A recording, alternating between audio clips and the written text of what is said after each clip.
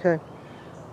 Well, we're here in mid-December now, late December, and looking at what we have to do this year to prune uh, various trees during the somewhat dormant season that we have. And what I'm doing is running through a list of A through Z type things to think about with your fruit trees. Not all of them apply to every one. Every tree we don't do all A through Z, but we think about all A through Z with each tree. So I'm going to illustrate examples. So the letter A stands for annoying. We want to get rid of anything that is annoying. And annoying, as the definition of, is it annoying you for some reason? For example, this Brazilian guava, pineapple guava, Feoa here, has grown out into my path. So in order for me to use a path, I have to go down like this. And so what I need to think about here is, do I want to remove this part here and the fruit that would be on it next spring so that I can walk? And the answer is yes, I do. This Feoa is much bigger than I ever imagined it would be when I planted it 30 years ago. And so I'm going to have to come in here with a saw or loppers and remove this. And what I'll do is I'll cut it, I'll thin it, as I explained last time, back to a side branch. I won't cut it, I won't head it, because if I headed it, say I cut it right there, we'd end up with a whole bunch of new stuff. So I'm going to cut it back to something that's going in a direction that I prefer rather than out in front of the path. So that's annoying A. Now B is for broken branches. And I haven't found any broken branches on this peach. There may be some somewhere, but the example of what to do with a broken branch is pretty straightforward. For example, if this were broken, say right here, well, it's not a good example, this branch here, but if this were a living branch rather than a dead one, we could cut it back to, say, here. If the break was here, we could cut it back to a side shoot. So that's broken. Crotch, C is for crotch angles.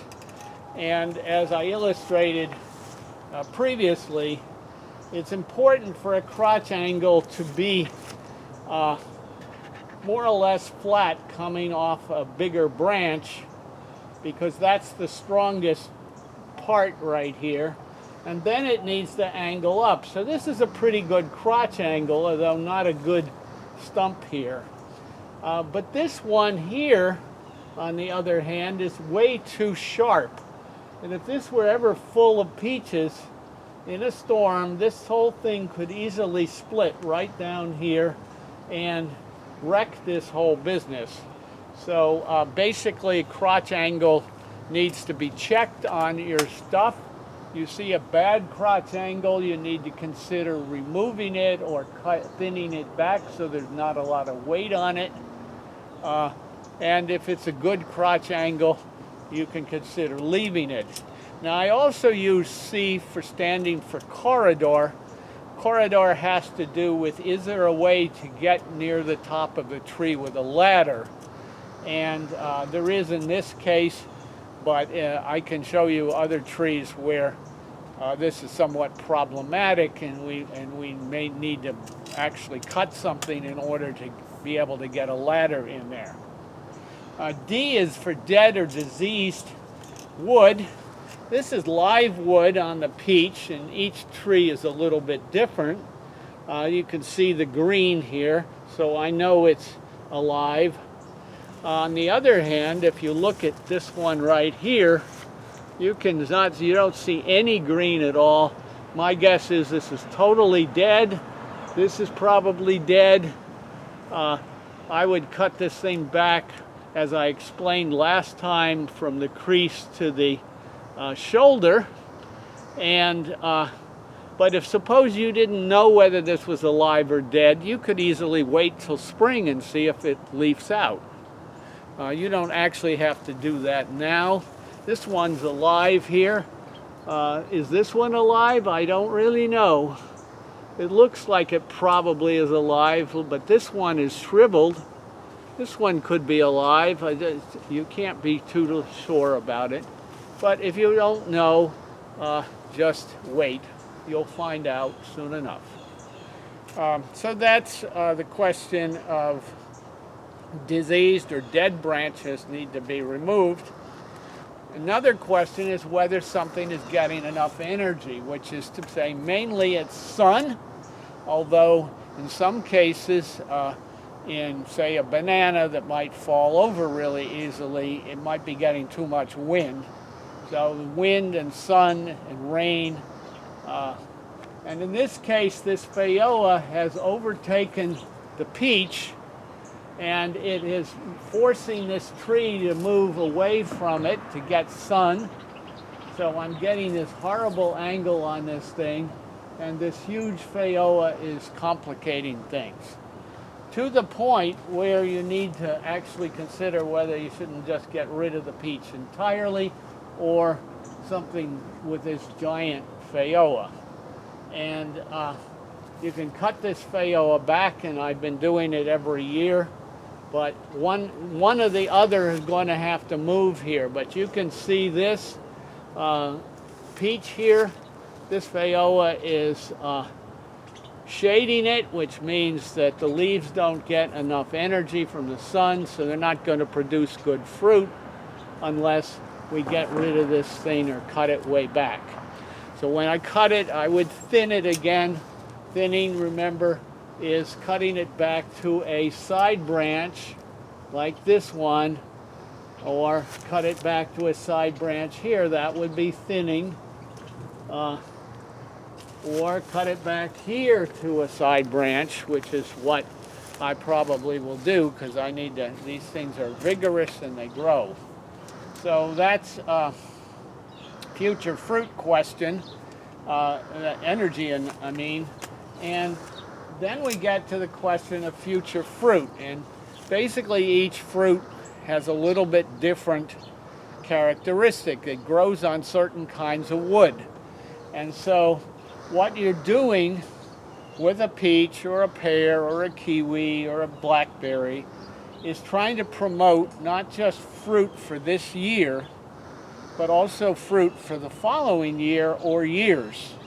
So when you cut, you're thinking about two things. So on peaches, for example, this branch has some fruit buds on it. There's 3 buds right here.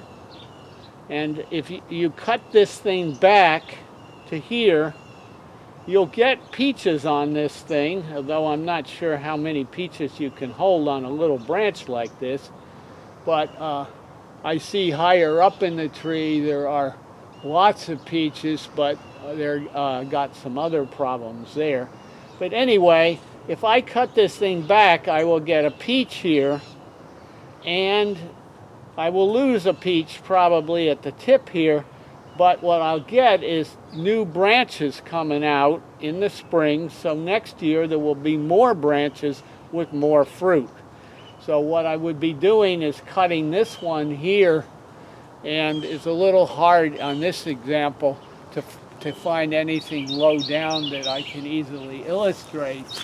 But here I would cut this one back to 3 buds, someplace down the thing where there's 3 buds, and hopefully get some good stuff here. This doesn't look like very good wood here, so I might cut this whole thing back here to produce a whole lot of new wood next spring.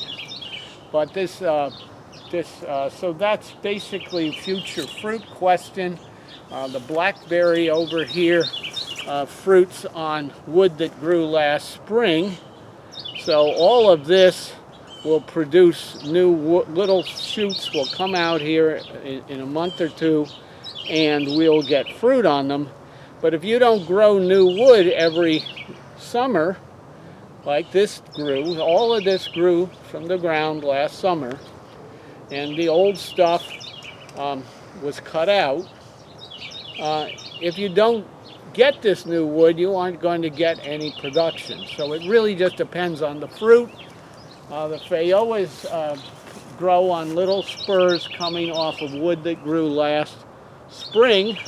So when I cut back, I want to thin, so I'm leaving stuff that grew last summer. And that's the important thing to think about. So that's the future wood. G is Graft Line.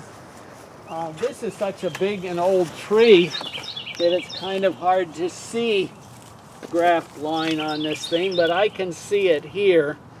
On a newer tree, and not all fruit trees are grafted, but most of them are, and they are on a different rootstock. And what you want to be sure to do is clean this out, so that basically around here there shouldn't be any kind of anything growing or no mulch or anything. You want to protect this line right here, because if this thing rots out in here, this whole thing is finished.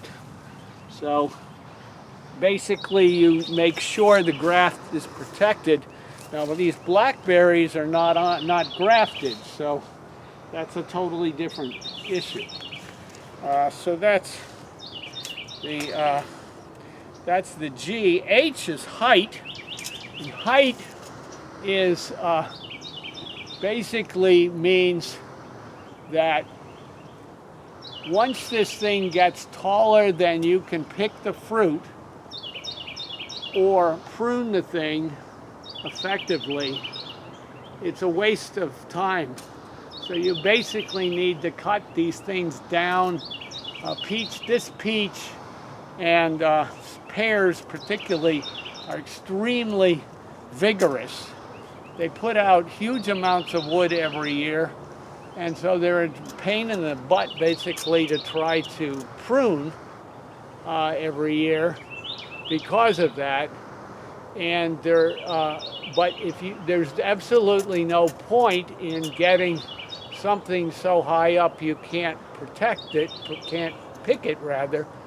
And then there is a question, if it has pests, are you going to have to do something in order to protect them? And in the peaches case, you pretty much need to net these fruit unless you're going to spray lots of pretty toxic poisons. So basically this tree is way too big, but all of this wood up here grew last summer, all of it. And so anyway, so that's height issue. Irrigation, basically I is irrigation, and you just need to think about whether this is getting enough water. This one clearly is getting plenty of water. There's an irrigation system in both of these vegetable beds, and I'm guessing it's enjoying that fact. And J is justification. Is this thing worth having in the first place? And that is an open question. This peach is in the wrong place, I think, at this point in time, and I might just kill it if it wasn't for the fact that it is useful, at least for pruning demonstrations. And it's a delicious peach, but basically a lot of work to get the peaches. K is keep the trunk vertical. There's nothing you can do about this, but it's not really vertical because of this Phaeoa. And you can do something or other about verticality. When the plant is relatively small, you can stake it. And so you need to watch it when it's in its first few years, when you're in the training phase, which we'll explain at a different time. It needs to be straight, because that's where the balance of gravity works best, and you don't want a tree falling over, which is a very real possibility. In fact, if you turn around over here, you can see a papaya that got so heavy with fruit and branches that it has partially collapsed, because papayas have relatively bad weak root system, and they don't hold up when you get too much weight up top. And that actually, even though it has partially fallen, is going to have ripe fruit on it, and has ripe fruit. So that's the issue of verticality. Another L, that's the keeping the tree vertical. And then L is label. So KL, here is a label on this tree, and my labels are made out of metal. They last. You can buy these things. I have a reference in the handout. And this is a tropic snow peach, it says here. And on the back it says that it came from Brazos Citrus Nursery via the Urban Harvest Fruit Tree Sale. And the year was 2013, which shows you 7 years later. This is 2020. This is a 7-year-old peach tree. You can see how big it is. There's the label. I tend to put labels on the north side of the tree if possible, and at about eye height. Because in a tree this big, if you just put the label somewhere, trying to find it can be difficult, especially when there's leaves all over the tree. So basically I know where to look, and you should put your label in the same place and use very strong wire as well to keep it on, and check it every year, because the wires, as a branch expands, the wires could start strangling the branch. So that's the label. I think we'll move in order to get to the next one. Let's